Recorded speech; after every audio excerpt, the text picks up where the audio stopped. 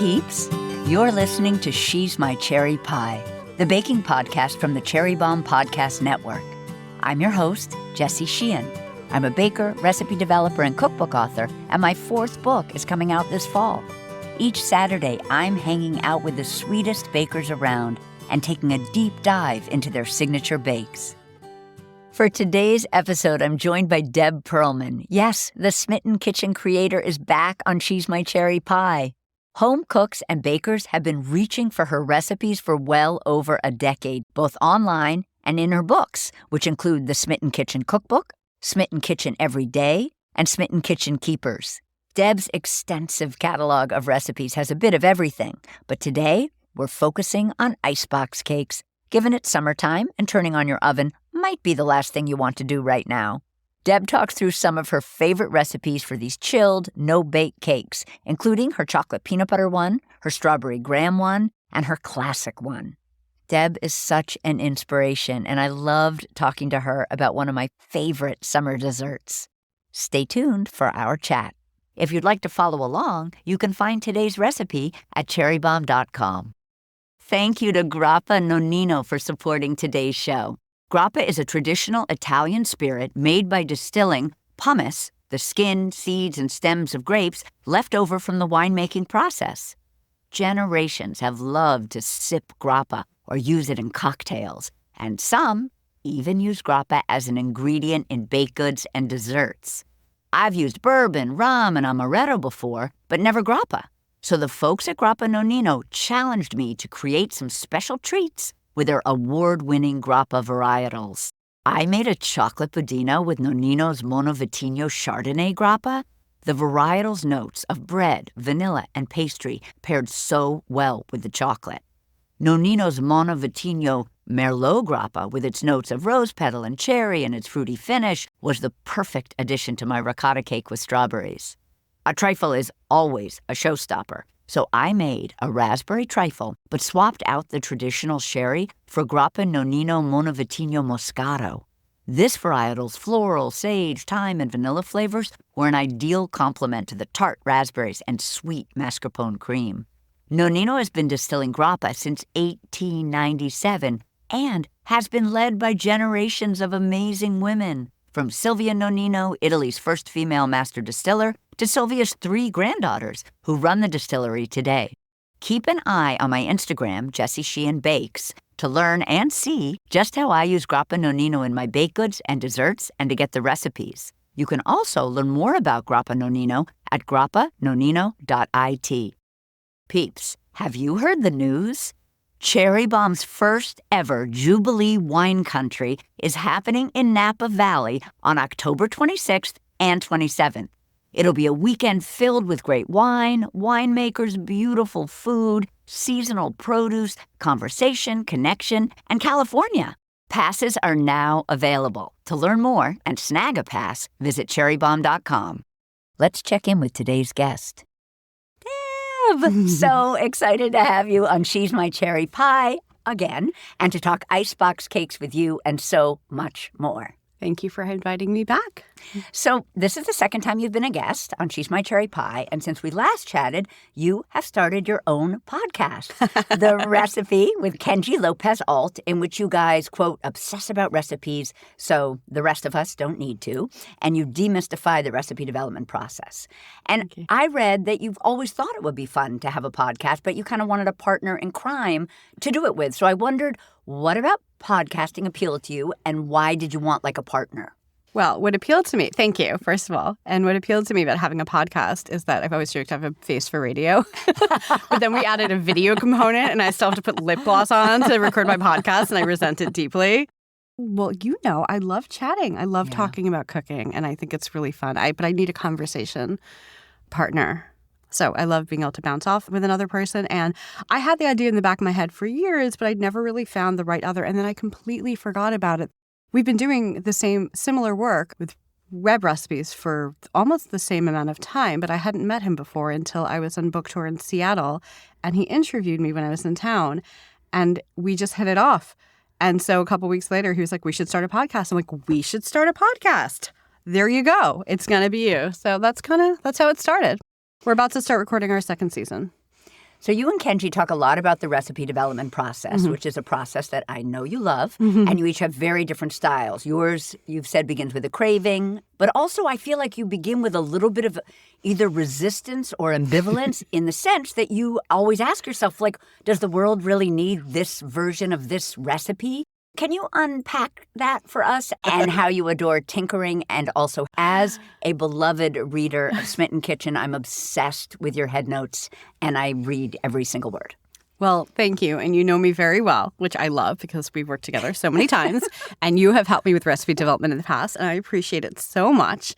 I spend a lot of time trying to talk myself out of recipes. I mostly feel like the internet is quite full of recipes. Cookbooks are full. Like, why this one? Why does it matter? Why do we need it? I'm also a little lazy because if I successfully convince myself that we don't need it, then I don't have to do the work. So sometimes I win and I don't have to do the work, and sometimes I lose. And in trying to talk myself out of it, I have to do the work. So that's part of it.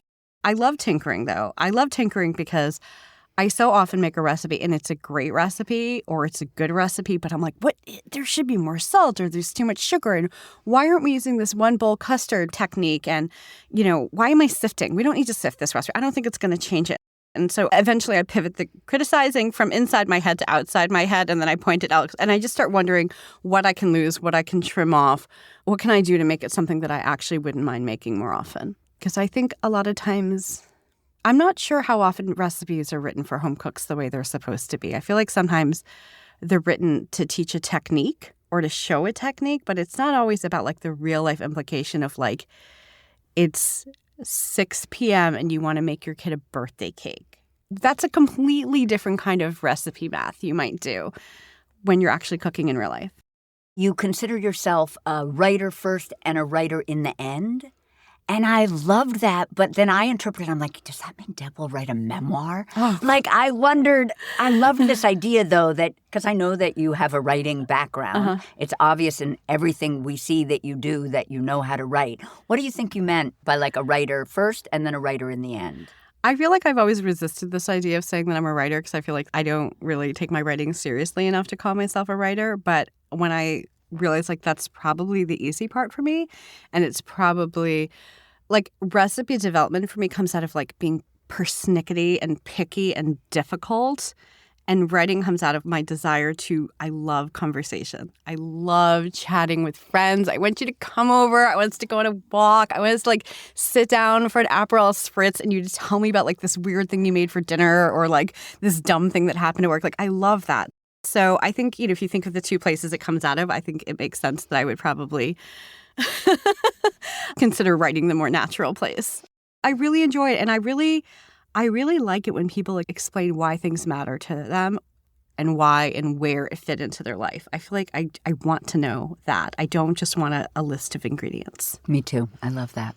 I also wanted to mention that Kenji has described your superpower, as it were, as solutions, i.e. solving the problem of what people are going to do when they don't know what to cook. Aww. And I wondered if you would say this is true of you. I don't know that that's true, but if you're only looking at the outcomes of these struggles, which might be what you would see on my website in our cookbook, it might look that way. I have not resolved the dinner dilemma tonight. I hope to. I've got another hour. I would also add that because through your writing, you make people feel close to you, that we as readers we want you to solve our problems because we think you're cool and funny and you're our friend. And so I don't know where you got cool from, but thank you. Whether you're aware that's your superpower, I think as a reader, we feel that. And then finally, just on the subject of podcasts, how on earth are you fitting it in? Like, I don't even understand how you're now a podcast host. I feel like you're the busiest person I know. I'm just not fitting it in. I'm just doing less. I just do less. I would say we've got it down, and we've talked between the first season and the second season about like how we're going to manage the workload of it, so it doesn't pull us under. We tried to make sure that we cooked a few of each other's recipes before each episode. It was a lot. I don't know that it's absolutely necessary for me to cook every single time when I already know his recipe is going to be great. So we're going to figure out not to give people less, but just to make sure that we're using our time and energy in the best ways possible. But in general, we have very good editors and we like to chat about cooking. And so it's not that horrible amount of work. Coming up with what the topics are going to be, it's more like the content planning part can take a little longer. So I listened to this excellent interview that you did at the Vancouver Writers Festival. Oh, yeah? And I learned a couple of things about you that I'm hoping you will not mind sharing here. I remember that was a recent event.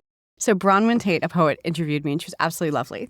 So the first thing I learned about your third book, Smitten Kitchen Keepers, is that it's kind of your favorite child. And I know it's feels guilty a little bit to say something like that, but tell us about that. It feels so weird to say that it's my favorite child when the first two are wonderful children. They've done nothing wrong. I just think that I was more self-aware going into the third book than I was with the first and the second book, and I think that makes it a better book. I started this blogging thing. It was like a shot in the dark. I had no idea what I was doing. I had no career plan. I had no plans to write a cookbook. I did not plan on having a cooking career. I just thought I would start a blog and yap about cooking. So I had no idea where it was going. I'm glad I waited to write a first cookbook. I did wait 6 years, but even in that time, I was still like, what is a cookbook? But I feel like I just went into a little more blind about what a cookbook should be, what this cookbook should be. And then I, was still a little bit in that state writing my second cookbook. And I really pulled back after my second cookbook where I hit the brakes and I said, I don't want to write the third cookbook the same way. I want to write it in a conscious, planned. This doesn't mean that there aren't equally good recipes in the first two books, but I wanted it to have, I had a vision for it, and everything had to answer the question, is this a keeper? Does it fit here? Is it necessary? Why this recipe? And having that framework, I think, makes it just it has to stand up in a frame. It's a stronger cookbook. The second thing I learned listening to this chat was you have very strong feelings about potlucks. And I loved learning that. Can you tell us a little bit about how you feel about a potluck? I am of mixed feelings about them. In general, let's say it's a beautiful Sunday in the summer. You could be playing tennis. You could be rowboating on a lake. You could be at the beach. You could be at the pool. You could be doing anything. But at 6 o'clock, your friends are having a potluck. Every single one of you is now home cooking. That's so lousy. How about, hear me out, I'll cook. You enjoy your day. And when you host, I will still cook because I'm incapable of not cooking. But I mean, for people who may not derive joy or passion from cooking, and also you can obviously just bring drinks or a baguette and cut cheese. It's not like you have to make something. But the idea of if everybody was really going to contribute a dish, I don't like the idea that everyone has spent their day cooking and not maybe enjoying their day. I mean, I feel you were literally speaking, I would say love language, but my potluck language. I feel exactly the same. When you come to my house, don't bring anything. Yeah. But don't ask me to make the salad when you invite me over. So I don't get asked to make the salad, but I insist upon making the salad because I'm also somebody who loves to cook. When you come over, I want you to really you can bring a bottle of wine, you can bring some sunflowers, whatever. That's fine. I want to cook for you. I want you to come over. I'm going to handle it. I can definitely handle a day of cooking. I wasn't going to go to the beach that day anyway. And then finally, would you mind retelling the hilarious story about your palate and being in France and being served some cheese? This story is so amazing. This is my husband's favorite story about me. And I guess as long as I stay with him, I'm going to have to hear about it. I'm just kidding, honey. He feels like it perfectly encapsulates me. But I don't remember. I don't think it was Bistro Paul Bert, but it was one of those classic bistros. And at the end of the meal, and we had some wine. We had more than a small amount of wine. We were in France. We did not have children with us, so I think you understand. And they brought around a cheese plate, and you pick the one you want, and they cut off some and put it on your plate. And so I picked out, and some bread, and I picked out the one I wanted, and they put it on my plate, and I put my fork in it, and I was like, this is the best cheese I've ever had in my entire life. And Alex was like, that's butter. It was cultured butter, which has a little tang to it, sometimes, salt. But he was like, that's butter. And I was like, I was really like, do I have to stop eating this now that I know that? Do I have to pretend that I'm appalled that I ate butter? I don't know. Oh, no. Oh, what have I done? I did not know it was butter. But I feel like, yeah, that's pretty much what happened. I love that story. And I think I would do it again. But this time I'd be like, that's right, I'm eating butter. Yeah, but at the time I was a little horrified and also sad that I had to then stop, I guess. We'll be right back. Today's episode is presented by California Prunes, the best kind of prunes out there. I am a big fan of California prunes for 2 reasons. They're a great addition to your pantry when it comes to smart snacking and baking. You probably already know that prunes are good for your gut. You might even know that prunes are also good for your bone health. But what you really need to know is that prunes are absolutely delicious in both sweet and savory dishes. But don't just take it from me. Here's what some of the country's top culinary experts have to say. Chef Bronwyn Wyatt of Bayou St. Cake says, prunes have an earthy, winey richness that pairs beautifully with the tart, fresh flavor of berries. Chef Kat Turner from Highly Likely in LA says, they are an incredibly versatile ingredient that strike a great balance between sweet and savory. They are incredibly sensual. Ana Castro from Akamaya in New Orleans says, prunes have a sultriness to them. They are very rich and like velvet. I like to use prune puree in my baked goods to give them great flavor and also to replace some of the sugar, eggs, or fat in the recipe. It's super easy to whip up. Just blend prunes and water together and voila. For recipe ideas and more, be sure to check out the California Prunes website at californiaprunes.org. Happy baking and happy snacking. Guess what the latest issue of Cherry Bombe magazine is all about? Paris. Whether you're headed to Paris this year, dreaming of Paris, or just a Francophile at heart, you're going to love this issue. Get recommendations from She's My Cherry Pie faves like Dory Greenspan and Zoe Bakes, meet the coolest Parisians around, and learn about their restaurants, shops, bars, and bakeries, and meet some fascinating expats who changed their lives when they moved to the City of Light. Pick up an issue at cherrybombe.com or your favorite local bookstore, magazine shop, or gourmet store. Places like Heath Ceramics in San Francisco, Host in Cincinnati, and Golden Fig Fine Foods in St. Paul, Minnesota. You can find a complete list of retailers at cherrybombe.com. And there's a special promo for the Bombe Squad running right now.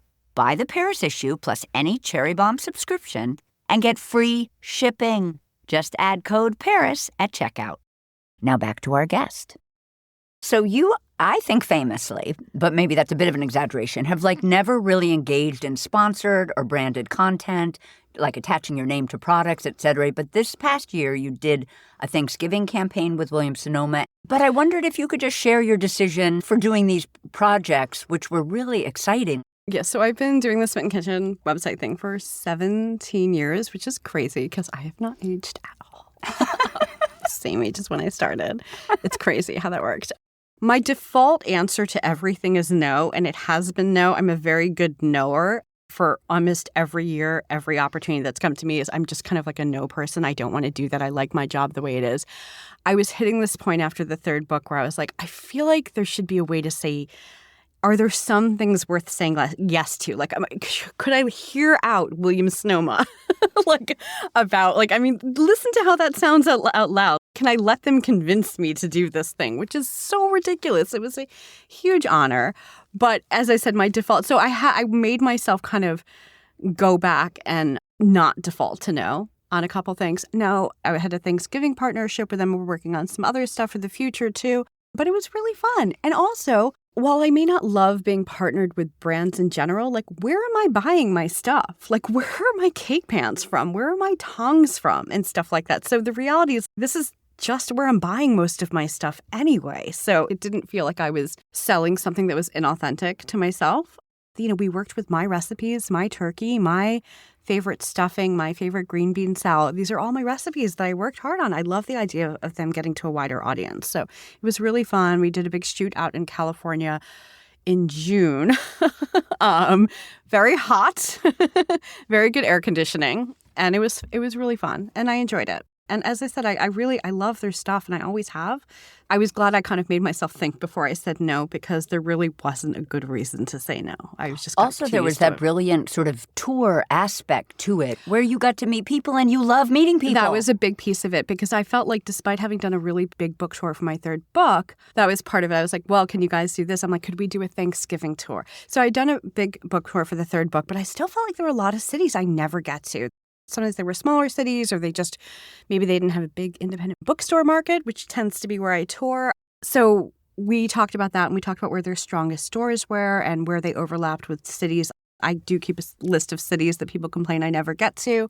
And we lined those up and we did a 6-city tour. And it was really fun. I mean, it was really enjoyable. There are definitely different kinds of events doing them in stores versus theaters or quirky independent bookstores. But it was really fun. And I was happy to get places and see people. So now we're going to talk about icebox cakes. Yay. And first off, you and I each clearly have a soft spot for icebox cakes. You have 3 recipes for them on the site, plus 2 homemade wafer cookie recipes and an icebox cupcake tutorial. And I happen to have written my first cookbook about them. Yay! And I believe that icebox cakes are one of the most fantastic no-bake desserts, perfect for summer or really any time. Can you describe an icebox cake for us in case there is a listener who does not know what one is? Icebox cakes are usually made, instead of with cake layers, they're made with cookies or crackers of some sort. Quite often they're store-bought. It could be graham crackers. It could be those like chocolate wafers that used to be able to get more easily, but it could be some sort of ginger snap. What you do is you make it's often a whipped cream. It can be sometimes a frosting, but it can be flavored in any kind of way, and it's layered together. Maybe you add fresh fruit. There's so much stuff you can do with it. And what happens is in the fridge, the icebox, the old-fashioned name for a fridge, the cookies become like cake layers. And it's so easy. It's a no-bake dessert. It makes so much sense for the summer, and they're delicious. Can you tell us about the famous classic one when you write in your head note on the site about it? You're like, in your opinion, these ingenious 1930s housewives kind of came up with this idea. Can you tell us what they were using? It was actually my husband who introduced me to the classic one. I did not grow up with them. I think we were at Magnolia Bakery, and I was like, let's get a cupcake. And my husband's like, what about this cake? I think he'd had a slice of it before, and he just loved it because it looks like, my husband loves Oreos, and it looks like a giant Oreo. And it's just made with these chocolate wafers, which are these thin, simple, Nabisco used to make them. They were literally called chocolate wafers. They stopped. I don't know why. But there are other brands that make similar ones. And it basically is just softened with like a vanilla whipped cream. And it looks like a giant cloud of Oreos. Magnolia Bakery always did a very beautiful job with it. The classic one is just kind of lined up in a loaf pan, and it's fine. But Magnolia kind of made it lacy and gorgeous. And I started making it all the time because it was so easy. And it was very popular. Well, I love it that you published your first icebox cake recipe in 2007. And at that time, I love you were fantasizing about the future you using flavored whipped creams and maybe homemade cookies, which, of course, eventually happened. And thank goodness. Tragically, the original Nabisco chocolate wafer cookie is no longer. It was discontinued about a year ago. And you have a couple of homemade recipes, which we'll discuss. But you also actually linked to a cookie that you thought might make a good substitution called Dewey's. Yeah, I've bought those a few times. They're a little thinner and they're more fragile. So if you're ordering them online, it's a little stressful. But I will say the flavor is very close. And they're pretty delicate. They also have a really nice ginger cookie and a really nice lemon. I feel like they're very much the closest. There were so many people publishing homemade chocolate wafer cookies around the time there was discontinued, but I actually do have another recipe for homemade. This is me. I always have I'm very disloyal to my recipes where I'm always tinkering because there's some odd measurements in my icebox wafer cookies, and I have a simpler one that I use when I'm making an icebox cake. But aside from that, it does work pretty well. The idea of ease, and I'm telling you to make a homemade cookie, I understand it may not work, but usually they're very simple cookies. Although there is a genius, and we will talk about it because you sometimes will make cake-sized cookies. That's my favorite thing to do. It becomes very smart to make your own. But I just wanted to briefly go over these 2 homemade chocolate wafer cookie recipes on the site. One is kind of a riff on Alice Medrick's chocolate wafer cookie, and one is like King Arthur's recipe, but you've tweaked it and used your own technique that you use with all sugar cookies and cutout cookies for streamlining the process, which I adore.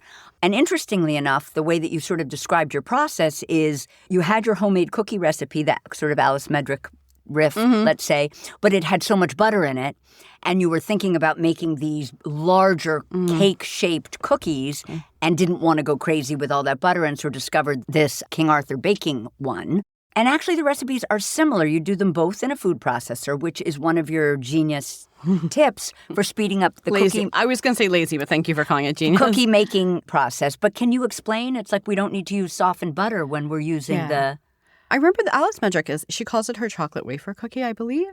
And the thing is, it's so delicious, but we're thinking chocolate wafers like these very plain Nabisco ones. The thing with her cookie recipe, and then I have used it for icebox cake, it's almost too good for what it is. This is a perfect icebox. This is a chocolate wafer that you should make when you want to glorious. She's an incredible baker. She's so talented. Her recipes are top-notch. They always work. It's almost too good to bury in whipped cream. It doesn't need it. So the other one, when you're thinking of like, I'm going to bury this in a very rich whipped cream, it doesn't need all of that richness. It doesn't need freshly grated chocolate to be the base that we're looking for. We actually want almost a drier, leaner cookie. So it's not going to get too mushy in the whipped cream. But the method I always use with cookies, almost all of them these days, except for maybe some drop cookies, I don't do it. I don't have the patience to soften butter. You can also use a stand mixer to do it, but I find the food processor, it literally does it in 30 seconds without scraping down the bowl usually. Either I start with the dry ingredients in the food processor bowl, like let the blade whisk them together, then I add in the chunks of butter and sugar and blend it all together until it becomes, so I basically go from dry to wet. Or you can start with like the sugar and the butter like you would with a stand mixer and then start adding the dry, but that requires a little more scraping down of the bowl. I just think it's so smart. I tend to write so many recipes with melted butter or oil because I do not want to soften butter. I have an aversion to softening butter. Who wants to plan when you're making cookies? Like, that is not in the spirit of cookies. The spirit of cookies is I want a cookie. I don't want a cookie in 2 hours when the butter temperature is correct. There's also an ingredient that I love in your second, the sort of one that's similar to a King Arthur one, where there's black cocoa powder, which really helps pop that Oreo vibe. And I wondered if you have a brand that do you keep it on hand? I do keep black cocoa powder on hand. It's a weird thing, but I live among Oreo heads. So my family loves Oreos. And the thing is that there was in my days before I'd ever smelled or tasted or knew about black cocoa powder, I would have said, I don't think Oreos are very good. They don't even taste like real chocolate to me. These are not would have said. I did say this. It was very hard, but my family decided to love me anyway. I don't think they really taste like real chocolate. I don't see what the big deal with Oreos is. Then I got a package of black cocoa powder. I don't know if you've ever seen it before, but for other people listening, but it's a very Dutched cocoa powder and it's black and it's very intense. And you open up the package and you take the smallest whiff of it and it is actual Oreos. The actual flavor of Oreos is black cocoa powder, which is a real chocolate product. And so literally just by having it, you can take any chocolate cookie with cocoa powder in it and use black cocoa powder instead, and it becomes an Oreo. So it's such a great little trick to keep on hand. One thing I do think that sometimes people use it wrong is that you don't need to swap, and you should not swap all of the cocoa powder with it because it's a very, very intense cocoa powder. But you could take, let's say it was half a cup of cocoa powder. You might just swap 1 or 2 tablespoons of it with the black cocoa powder, and it's enough to make the entire cake taste like an Oreo. Love. And then I wondered, are there ingredients in these recipes that are contributing to the cookie being crispy? And how much of it is just that we're going to roll it so thin, anything's going to be crispy once it's rolled that thin? And if you have a crispy tip or two... And does it matter that it's crispy? Because we're going to go soften it anyway. Because I would say for something like my strawberry graham icebox cake, these are on the softer side. And also, you could just underbake them a little bit. The grahams are definitely a softer cookie. Probably, I don't remember the exact, but they probably some brown sugar in them, which is going to keep a cookie softer. I don't remember whether I put honey in. You do. Or not. So, but both of those things are going to, why would I look it up? I would just talk out of my mouth about it. But they're going to have a couple ingredients in it that are going to make it taste like graham crackers, but are also going to keep it a little bit softer. You might want to keep them crisp for ease, but they don't necessarily have to be fully crisp. Interesting. I always thought they had to be crisp because they would almost like the way you want a tres leche cake to be dry enough to absorb. I thought you needed a crispy cookie because that would be the best way for the whipped cream to be absorbed into it. But you're right. If you start with something slightly soft, it's fine. You actually and you're saving a little time. And you probably only need an hour or 2 of softening. The strawberry graham icebox cake is something you do not need to wait till the next day. It does not need an overnight in the icebox to work. And also, you just might need less cream to soften it, but it's just going to absorb it very quickly. Yeah. But no, in general, traditionally they're more crisp, and it is a little easier to work with a crisp cookie, but it doesn't have to be. Great. So this classic one couldn't be easier to assemble in a large bowl. At home, are you using metal bowls or are you using glass bowls? I'm using glass bowls, but I think I've been taking photos on the internet for so long that I've always done glass. It was funny because actually I remember Kenji saying that he only has metal bowls and he thinks it's so crazy that I use glass bowls. And so I picked up a couple metal bowls. I'm like, these are kind of nice. They're just like weird mirrors when you take photos in them and videos. And is it Pyrex? I think mine are Duralex because I have a softness for French products. I think I have Duralex. It's like a nesting bowl glasses. set. Yeah, I have a glass buying problem, so I have a lot of glasses, a lot of glassware. So in our stand mixer or bowl with a hand mixer, we're going to beat heavy cream, granulated sugar. And I thought that was interesting. Do you always make whipped cream with granulated instead of powdered? I always do powdered. I grew up exclusively with powdered sugar, but the truth is that since both work, I'm like, do I have to ask people to buy powdered sugar if it isn't otherwise using it? I still do use kind of either in recipes where I might write it for like 1 tablespoon of granulated sugar or powdered sugar. The idea is that powdered sugar is supposed to dissolve faster. But some people say the cornstarch element of powdered sugar helps the whipped cream thicken, but I don't think any are necessary. And I have never made whipped cream with granulated sugar where there is any grit left by the time it dissolves quickly. So I would say use what you have. So we're going to add some granulated sugar, some heavy cream, a little bit of vanilla. Is there a brand that you love of vanilla? I am not particularly loyal on extract. You know, I have the Nielsen Massey one, which is great. Of course, they have like 5 different ones. I think I like their Mexican or Tahitian one better than their classic one. I also buy McCormick, the spice brand. I bought a big bottle of that a few years ago and I just needed like a large amount. I'm like, this tastes like my childhood. It's perfect. This is exactly what vanilla extract tastes like growing up. I also have some homemade vanilla extract where I had just a bunch of really old vanilla beans. And so I stuck them in vodka and it's delicious. And then I have vanilla bean paste too, which I love for certain things. So we're going to beat this on high speed until soft peaks form. And I love that you're not asking us to chill our bowl and our beater. God. It's so tiresome. No, there's no reason. Please don't make me. Then on a flat serving plate, we're going to arrange 7 of our chocolate wafer cookies side by side in a circle and keeping 1 cookie in the center. And usually the Nabisco chocolate wafer cookies that are no longer are 2 1/4 inches. So I feel like that's our goal cookie-wise. Yeah, and I should probably take a look because I think the Dewey's ones are a little bit smaller. And then homemade, you're going to have, listen, you can go arrange in any kind of like, I probably am telling you how to do it for the specific cookie that we were buying back then. But in general, you're just going to go arrange them in a circular pattern on the plate. We're going to spread half a cup of whipped cream on the cookies, making sort of a 7-inch circle of cream. Repeat with remaining cookies until we've made about 11 layers of cookies, ending with a layer of cream. We're going to cover with plastic wrap. And I just wondered if you had a tip for not disturbing the top with... I have no recollection. Maybe I did it once, like the day I wrote the recipe. I'm sorry. I don't think I cover it. I think the idea is that you want to leave a little bit of the chocolate cookie exposed because it's a little prettier that way. You get that lacy edge. It's not going to look as nice buried. So maybe there was this idea that you needed to cover it. Maybe it was from another recipe, like cover it with plastic wrap to make sure they got hydrated. But I do not do that. I'm not putting plastic wrap on anything that it's going to stick to. Oh my God. You know when you're making like dinner rolls and the recipe tells you to cover it with plastic wrap overnight? I'm like, do you hate me? Do you hate me? Because it never works. I agree. So we're going to refrigerate overnight, and then we're going to coat the topping lightly with chocolate shavings before servings. Couldn't be easier. Quick aside, do you make shavings just with like a little vegetable peeler? Yeah. And any tips for us? Like, are you just using any I'm just using bar of any bar of chocolate I have laying around? I will say if it's not peeling well, you could like warm it in your hands a little bit, and then it'll peel nicely. But I just use a vegetable peeler in any chocolate I have around. So that's the classic. The next Icebox cake on the site appears 2 years later in 2009 when you make this homemade wafer cookies and you show peeps how to assemble Icebox cake cupcakes. And it's very similar to the first recipe. This time there's a little powdered sugar in the cream. They're firm peaks rather than soft, which I assumed probably is better for a little cupcake shape. You want something I'm not maybe... even sure why I would do that. I was concerned about it being too mushy and too messy. Yeah. And I think the cupcakes were mostly because I wanted to talk about another recipe. I wanted to talk about homemade up, and then I wanted to show you something new to do with it since I'd already shown you what existed. So Yeah, but I love this. Just like 2 teaspoons of cream on the cookies, stack them as high as you want. And I thought this was a great tip, which I have found definitely to be true.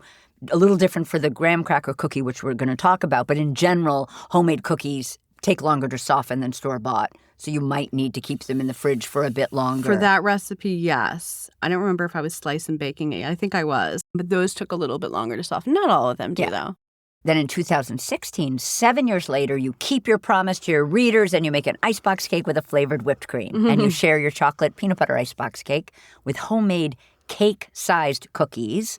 I implore all of the listeners to go read Deb's head note to this recipe. It is hilarious. Do you remember it? No, I don't Okay, so remember you it. talk all about how you're like, once there was a boy and a girl, and the girl always made the boy birthday cakes, and then they had a baby. And then she entirely never, accurate. And then she didn't make a birthday cake for 5 years. That's really funny. Yeah, that's completely accurate. I mean, we literally never have time to make. I love it. I had to make my own birthday cake for my mother-in-law this year. That's basically what it came down to. I didn't mind. So you write that for this cake, you make these massive cake-sized cookies instead of tiny ones, and it's the best thing since Icebox cake and peanut butter whipped cream that will ruin our lives. And it's funny, you said that before doing so, you had some significant doubts about whipped cream's ability to showcase the nuance of peanut butter. Yes. Yeah. I have a real bone to pick with a lot of peanut butter desserts where I feel like they don't taste right. Like or peanut butter? I don't think peanut butter bakes that well. Like, it should, but it often doesn't. So if you see me putting peanut butter in a baked good, it's because I believe that it, like, holds up. Yeah. But a lot of times I feel like it makes baked goods kind of dry and crumbly. And I also feel like 90% of recipes that talk about a peanut butter and jelly combination don't really show off either in as delicious of a way as the sandwich is. But again, I have issues. I know. I'm very particular. But that's why we It sounds love like you. I'm being rude, but it's also like part of my job to be critical so I can make things that I think are better. So I didn't really think it was going to come through in the whipped cream. I was very skeptical. I resisted for too many years. And then I did it, and I'm like, this is actually amazing. It makes a very good, very simple whipped cream. So now I know. And yes, this was also me pivoting to a simpler recipe. I feel like it's a simpler, more classic. As I said, the Alice Medrick adapted one it's such a good cookie. Like, you don't need to bury it in whipped cream for it to be good. It's just make it for a snack. But this to me was more like designed to be a good one. But my first thought is we don't need to make individual cookie one. Why are we using cookie cutters when we could just make one per layer? With this recipe for the cookies, we're going to call for the food processor, as we talked about. We get to skip the dough's 30-minute chill time, which is amazing, which is another one of your cookie tips, because we're rolling it out when it's soft between 2 pieces of parchment, then sticking it in the freezer or the refrigerator to chill, and then cutting it. Each technique, as it shows up, it becomes my new go-to. So probably, there are a couple years where I started into the cold butter cookie recipes, and then a couple years later, I started doing the rollouts between 2 pieces of parchment paper. I love it so much. Everything about it is smarter. Everybody is making rollout cookies too difficult. Roll it out when it's the softest. Roll it out between 2 pieces of parchment paper. You don't even need to flour your counter. You have nothing to clean up. And then you pop it in the freezer for 10, 15, 20, whatever it is to get it firm. Then you cut it cold. And you have very nice clean lines. You have no floured counter to clean up. It's so great. And again, you're rolling it out when it's easy, not when it's difficult. Yeah. So we're going to heat our oven to 350. We're going to divide our dough into 6 equal pieces. Are you using a scale? Like, how finicky are you? Absolutely not. Okay. I would say that probably I should use a scale. I would say in general I don't. My lazy shortcut, and again, it's not perfect. Risks are taken. But, if it's either patted in the bottom of a bowl or if a dough is on a counter, you can pat it into a round. And then you just cut it like you're making like pie slices. So you could just eyeball it. We all know what a quartered round looks like. We all know how to make clock hands on a clock. So you just do your best. And it's a pretty solid way of getting relatively even. I will say, if you end up with one a little short, just pull a scrap from another one that looks bigger. But that's my method. So we're going to roll each of these 6 pieces between 2 pieces of parchment paper. And if memory serves, you are a fan of sort of buying a box of those parchment sheets that are already the size of your half-sheet pan, correct? Oh, my God. I can't believe I waited. I was so resistant to them for so many years. And I'm like, it seems so ridiculously bougie. Now my collection of pre-cut parchment is like my greatest joy. When I made my daughter a 6-inch birthday cake last week, and I had just gone ahead and bought the box of 6-inch rounds, I was like, thank you, past me, for thinking of me with this $5 investment that I have found nothing short of life-changing. It's just a little thing, but it makes things a lot easier. I might have used for the Icebox cake maybe just 9 by 13 squares, but yeah. The ones for the quarter sheet pan, whatever I was baking it in. And is there a brand of those parchment sheets that you love? I have a brand that I like. I'm not saying that it's necessarily better parchment than anywhere else. Like, the parchment is great, though. I find it to be very lightweight, not too shiny or heavy coated. It's called Kana, Kana, but the actual reason I buy it is that I love the boxes they come in. I keep them kind of bookshelf style on top of my fridge, so I can kind of pull one out. So they're vertical, and most of the time they're going to come in sort of plastic wrap. And then you're going to have to keep them flat or structured somehow. And so they stay in their box. Then you can easily slide a piece out. Also, the boxes are have like a real millennial aesthetic. Or so I understand. I'm not a millennial, so I couldn't tell you. But, they look nice. They're not an eyesore. All right, so we're going to roll our pieces of dough between our 2 pieces of parchment until they're very thin, just over 7 inches. Then we're going to slide the parchment-covered round onto a cutting board. I assume a baking sheet would work. Slide it into our freezer for about 10 minutes until firm. Take it out, peel back our top piece of parchment, and then with a 7-inch stencil or bowl or plate, we're just going to cut around it with a sharp knife. I mean, so brilliant. Slide the cookie round still on the parchment onto a baking sheet and bake for 10 minutes. Yeah. Cool, completely repeat with remaining 5 rounds. I mean, hello. I love it. Could so not be easier. Baking sheet brand. I don't have any loyalty. Okay. I have like a few. I don't know. I have to say, I like those Williams-Sonoma Gold Touch ones. I like those too. No, I keep the Williams-Sonoma Gold Touch. I certainly like them for cookies. I like them. But I use sheet pans a lot for like roasting vegetables, and they're a lot more beat up. Nordic ware usually for uncoated, and then I usually use the Williams-Sonoma Gold Touch for like where I want a coated pan. Yeah, I love those. So while the cookies are cooling, 10 minutes, we're going to make our peanut butter whipped cream in a large bowl or in a stand mixer. We're going to beat peanut butter. Brand? Skippy. Yeah, hello. I was hoping you would say that. Was where you would say I'm like, Jeff. Everyone's like, can I use natural peanut? I'm like, why? Why? I mean, I like it for like maybe a toast or something like that, but no, we're a Skippy family. We're really basic. Skippy, vanilla, salt. You didn't specify a type. Do you care if it's kosher or table or fine? Yeah, I actually care a lot, so I don't know why I didn't specify, but kosher salt's fine. Kosher. If I don't mention it's kosher salt's fine. Good.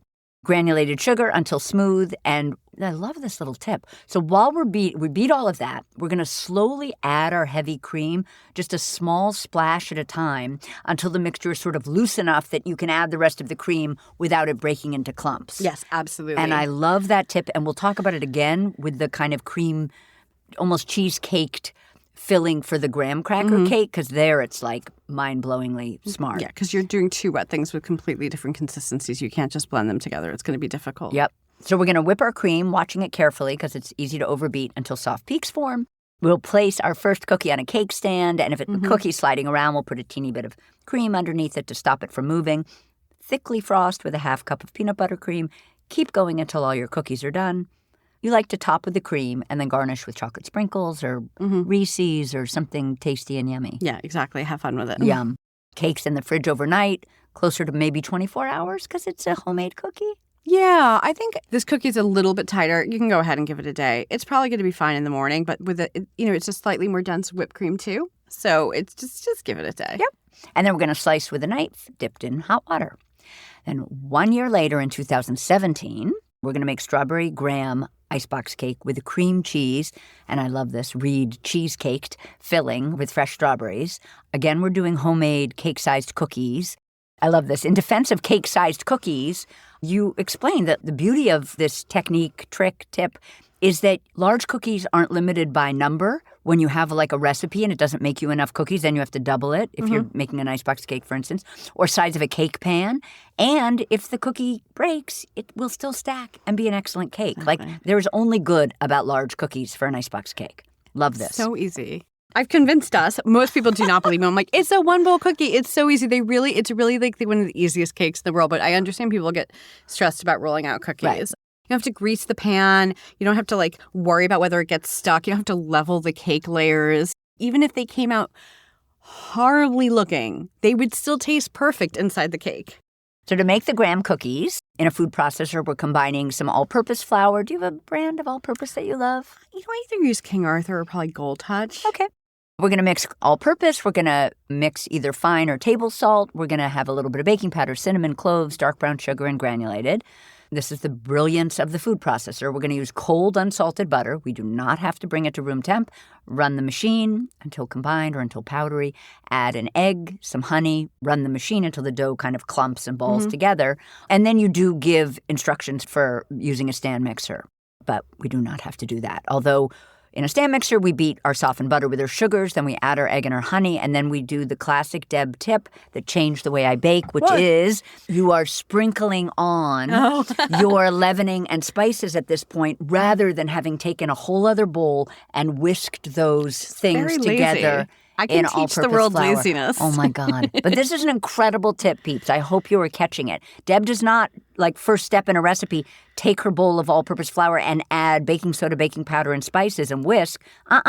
Yeah, no, I generally do. Once in a while, there's a certain kind of cake that's like so delicate that you really do need to. But usually it's either sift or whisk your dry ingredients together and then add them gently. And my feeling is that it's complicated. The reason it's done that way is that there's a thought that you need to evenly distribute the baking powder and baking soda throughout the flour.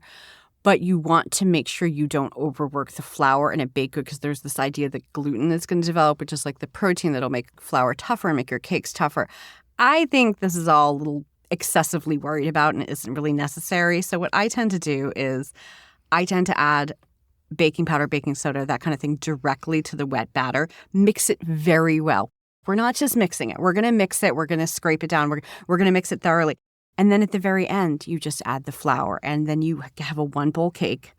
You have the baking powder and baking soda very well distributed in the ingredients because you mixed it very well, scraped it on, and mixed it very well again. I'm lazy. I don't want to wash another bowl, and I don't want another step. Love. And then you don't have to worry about overworking your flour because that's the only thing you're adding in. Exactly. Right. Why am I making the baking powder difficult to not overwork the flour? If the baking soda and baking powder don't get well mixed in, you have this risk of like a little bit of tunneling in the cake. But again, just listen to me, like mix it well, scrape down, mix it well one more time. Like, I'm saying like 10 seconds longer than you think you need to mix it, not like an hour. And then I find that works really well, and it's very friendly to home cooks. So we're going to heat our oven to 350. We're going to divide our dough into 6 balls, roll out the first ball between 2 sheets of parchment until it's slightly larger than a 7-inch rim. Now, this is the only difference I see from our prep for our chocolate cake-sized cookies. Here, we're not going to trim yet. We're going to trim after we bake. Was that Deb just changing her way that she does this, or is it the dough that does better The dough is soft. Yeah, that's a softer, stickier dough going into the oven, so it's a little easier to cut after. You could probably cut the chocolate cookies after too, but you got to do it right away. And with the chocolate cookies, you have more of a risk of the edges having dried out, so it might be a little bit fussier because you don't want to crack the. It doesn't matter if you crack the whole cookie, but it still doesn't mean that you want to crack the whole cookie. But the graham one's a little bit softer, so it's a little easier to cut after. But you forget to trim it before and you cut it right after, it's going to be fine. So we're going to remove our top sheet of parchment because we rolled the dough between the 2 sheets of parchment, and we're going to place it on a baking sheet into the oven for 8 minutes until it little shade darker on top, round at the edges. Don't even be afraid of medium brown. Just means it's crispy. But the moment it comes out of the oven, we'll place a 7-inch plate or bowl right on top of our hot cookie and use a sharp knife or pastry wheel to cut our cookie into a circle. And actually, we leave our edges sort of attached to the cookie at this point because they'll remove easily once they're cooled, and why worry about sort of. And then we cool our cookies. You say ideally about 3 to 4 hours before serving, we're going to assemble because, as we've talked about, this is already a soft cake. Yeah. You do not have to let this one go overnight. But I also know in the years since I've published this recipe, I have the added updated hindsight of people commenting that I've heard it's even fine with an hour. Oh, great. I'm not saying don't give it 3 or 4, but like it really is. It gets soft. In fact, you don't even necessarily want it overnight. You might find it a little too soft. Like it's not going to be too soft to eat, but an hour or 2 is fine. Great. So an hour up to 4 hours before serving, we'll assemble. We don't need to rest this one overnight. And we're going to slice some strawberries paper thin with our sharpest knife. We're going to be laying them over the cream almost like a skinny layer of jam. And you can also substitute jam. We'll make our whipped cream, which is kind of lemon flavored. We're going to place some granulated sugar in the bottom of our bowl or our stand mixer bowl, and we're going to rub our lemon zest into it, which helps. Well, do you want to tell people why we do that? Well, I think this might have been an old Dory Greenspan It tip. is. I thought it was. Yes. I love origin stories. Yes. I believe I've heard that. That was the first place I read it. But Me listen, too. you've got lemon zest, you have sugar. You might as well, if you're going to add them dry together, you might as well, lemon zest is full of oils that provide flavor and fragrance to baked goods or wherever you're adding it. So you might as well use the grittiness of the granulated sugar to rub it together for a minute. It also breaks it up so you don't have strips, but it releases more flavor. And then I think I just did that because I think lemon and strawberry are really nice together. And also a lemon cheesecake flavor goes very nicely with berries. Now we're going to add some soft cream cheese. Philadelphia tastes, to me, as an American, having grown up with American cheesecakes, the most like it. But if you grew up in a place that used quark instead, go use quark. It's fine. So we're going to add some softened cream cheese. We'll beat until combined, light and fluffy. We'll add some vanilla and salt. This is so genius. So at this point, we're going to be adding our either heavy cream or our whipping cream. Can you remind me what the difference is? Because they're often used interchangeably. Right. Sometimes I find that whipping cream has stabilizers in it to make it easier to whip, but I don't like the way the ones with stabilizers taste because I feel like there's more of a waxy coating flavor on your tongue, but just use whatever your store has. In general, if I see both, I'm picking heavy cream though. So at this point, we need to add the heavy cream to our beaten cream cheese, but we're just going to add a spoonful at a time at first because by doing so, we can avoid the cream cheese getting lumpy, correct? Mm-hmm. Yeah. I never knew that. It's just consistency thing. Yeah, but it's so smart. So I'm using the cream as a spoonful at a time. Yeah, because it's the same thing. You're trying to take the cream cheese and stretch it out so you can like lighten it enough that you can add the rest of the cream. Right. If you just add, unless the cream cheese was softened, listen, if you want to wait for your cream cheese to soften for a couple hours, have fun. I don't want to do that. So this is how you can use it faster. Yeah, and then once the mixture of the cream cheese and the cream is kind of liquidy, then you can add the rest of the cream. Because I feel like that's a thing. I'm so impatient, and sometimes my cream cheese is lumpy, and I just can't be bothered. But this is brilliant. So anyway, little bit at a time. We're going to beat the cream and the cream cheese until soft peaks form. To assemble, we'll put a small dab of whipped cream on the center of our serving plate, place down one of our cookies, scoop a sixth of the cream, because we're going to do 6 layers, onto our first cookie, spread, arrange strawberry slices in a single layer so the top is well pebbled. I always love your descriptions. Thank you. Since you asked me how I divide the dough, I feel like it might be worth saying that I actually do not, I don't know that I even mentioned this in the recipe, but I also do not measure out the cream. I do the same thing. I might smooth it flat in a bowl so you have a nice clean circle and then use the knife point to kind of cut it into, again, it's not a perfect system. And then I just try to scoop from that pie wedge. And that's how I roughly divide like a bowl of whipped cream into 6 without doing it. Brilliant. Because the idea of shoving it into a measuring cup. Not happening. Like, again, who are we making this for? The queen or like our families? But that's brilliant. So in other words, you mean literally the cream is in the bottom of the bowl. Yeah, I might like smooth it top. a little flat. You know, not try to deplate it and then make a little grit, like a mark of how many, and then just try to scoop from that area with a spoon. It's not perfect, but like if you need it to be more perfect, go weigh it out, divide it, or go measure it in cups. This is good enough for me. Perfect. We'll arrange our strawberry slices on top in a single layer, well pebbled. Repeat 5 more times. Rest our cake in the fridge before serving. And c'est fini. Thank you so much for chatting with me again today, Deb. Why do you let me talk this much? And I just want to say that you are my cherry pie. Thank you so much. I got an idea for like 4 more Icebox cakes while we were here. So I think I know what I have to do when I get home instead of making dinner. I fixed the dinner problem. That's it for today's show. Thank you to Nonino and California Prunes for supporting this episode. Don't forget to subscribe to She's My Cherry Pie on Apple Podcasts, Spotify, or wherever you listen, and tell your baking pals about us. Visit cherrybombe.com for today's recipe. She's My Cherry Pie is a production of the Cherry Bombe Podcast Network and is recorded at CityVox Studio in Manhattan. Our producers are Kerry Diamond, Catherine Baker, and Elizabeth Vogt. Our associate producer is Jenna Sadhu, and our content and partnerships manager is Londyn Crenshaw. Thank you so much for listening to She's My Cherry Pie, and happy baking!